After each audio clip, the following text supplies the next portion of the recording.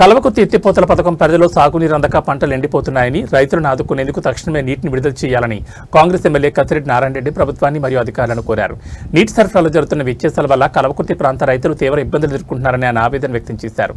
కల్వకుర్తి ఎత్తిపోతల నీళ్లు ప్రస్తుతం వనపర్తి వరకు మాత్రమే పరిమితం అవుతున్నాయని, బుద్దారం వైపు నీటి ప్రవాహం ఎక్కువగా ఉండడం వల్ల కల్వకుర్తికి అన్యాయం జరుగుతుందని ఆయన పేర్కొన్నారు.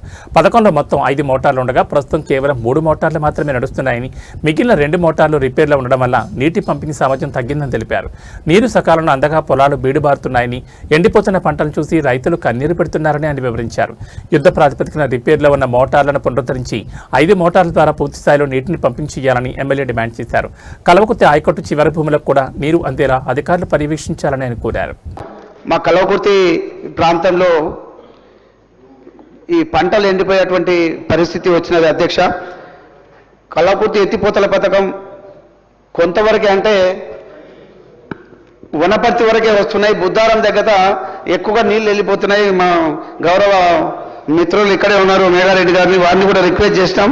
ఎక్కువగా వెళ్ళిపోతున్నాయి. అది కూడా కాకుండా 3 మోటార్లే ఇప్పుడు నడుస్తున్నాయి అధ్యక్ష. 2 మోటార్లు రిపేర్లో ఉన్నాయి. కేఎల్ అయితే సార్, అయితే దాదాపుగా ఒక 15 రోజులు అవుతా ఉన్నది.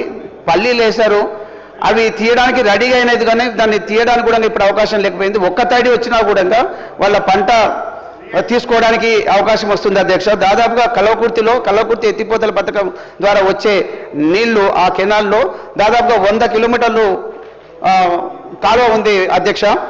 మరి పూర్తిగా ఎండిపోయింది. ఇప్పుడు దాదాపుగా 15 రోజులు అవుతా ఉంది. గౌరవ మంత్రి గారికి, మీరు ఆఫీసర్స్కి, అక్కడ ఇంజనీర్స్కి ఇన్స్ట్రక్షన్స్ చేస్తే తప్ప ఆ నీళ్లు వచ్చేటువంటి పరిస్థితి లేదు.